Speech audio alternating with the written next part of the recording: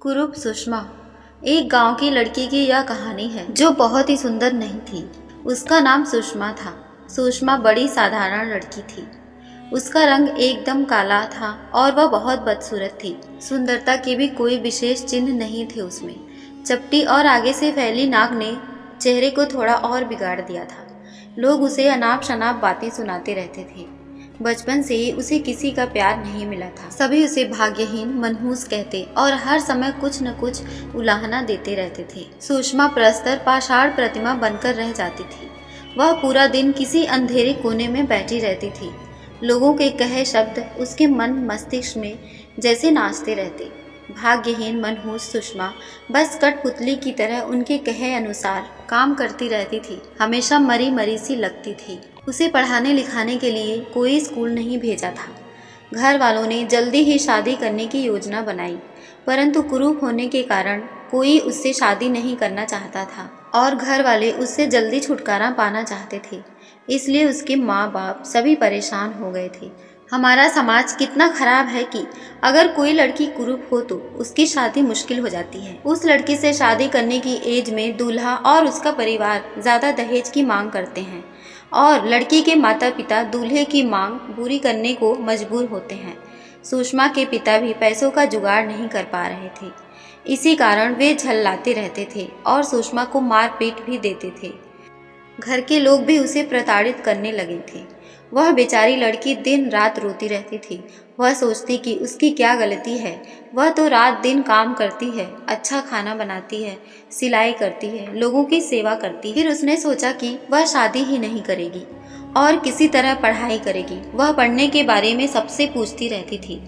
एक दिन उसके पिता बीमार हो जाते हैं। शाम होते ही उसके पिता को तेज पेट दर्द और ज्वर हो गया और उन्हें अस्पताल ले जाया जाता है। उनके साथ अस्पताल सुषमा को भी जाना पड़ता है।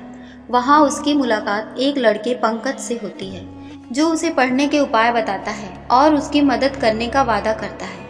जब वे दोनों बात कर रहे थे तो उसके पिता उन दोनों की बातें सुन रहे थे। उन्हें अपनी गलती का एहसास हो जाता है। वे अपनी बेटी के लिए कुछ करने की सोचते हैं। सुषमा उनकी बहुत सेवा करती है, जिससे 2 दिन बाद सुषमा के पिता की तबीयत काफ़ी ठीक लग रही थी। रात में भी वह उनके साथ रहती थी और अस्पताल के बेड के बगल में सोफे पर ही सो जाती थी। उस दिन पूनम की रात थी। दमकते चांद की चांदनी पूरे कमरे में बिखरी थी। तभी उसके पापा ने उसे अपने पास बुलाया और पास में बैठने को कहा। वे उसके सिर पर हाथ फेरते हुए बोले, मैंने सोच लिया है कि बेटी तुम्हें अपने पैरों पर खड़ा होना है। वह भी मजबूती से समझी। सुषमा ने हिचकते हुए जवाब दिया, मेरी जैसी भाग्यहीन।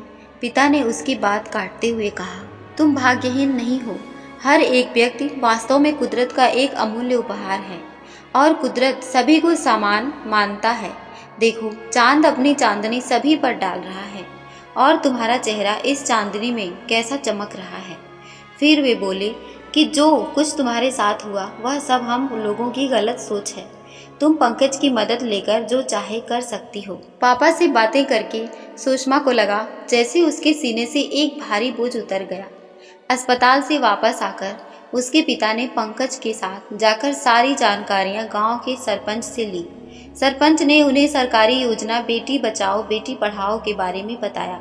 उन्हें सरकारी सहायता के बारे में भी बताया कि आज लड़कियों की शिक्षा के लिए भी काफ़ी प्रोत्साहन दिया जाता है ताकि बेटियां भी बिना किसी भेदभाव के हों और समान अधिकारों के साथ वे देश की सशक्त नारी बने। अब सुषमा को स्कूल भेजा जाने लगा था, मगर गांव वाले, रिश्तेदार आदि उसे खरी खोटी सुनाते ही रहते। दुआएं देने की जगह उसे कोसा ही जाता था।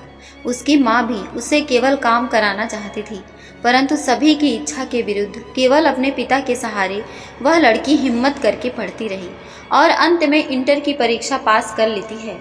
उसकी नौकरी भी लग जाती है, वो भी गांव में ही नर्स के पद पर। समय सबसे बड़ा मरहम होता है। सुषमा के घाव भी भरने लगे थे। अचानक एक बड़े अच्छे परिवार से उसके लिए रिश्ता आता है। सब हैरान हो जाते हैं। सुषमा को भी अपने सौभाग्य पर विश्वास ही नहीं हो रहा था। आज समाज में जब किसी लड़की की चर्चा होती है तब विषय अक्सर उसका रंग रूप होता है। अक्सर लोग उसकी योग्यता और गुणों को प्राथमिकता नहीं देते। अगर उसे मौका मिले तो वह भी बहुत कुछ कर सकती है। सुषमा की कहानी से गांव वालों को समझ में आ गया था कि मेहनत के आगे शरीर की कुरूपता आड़े नहीं आती।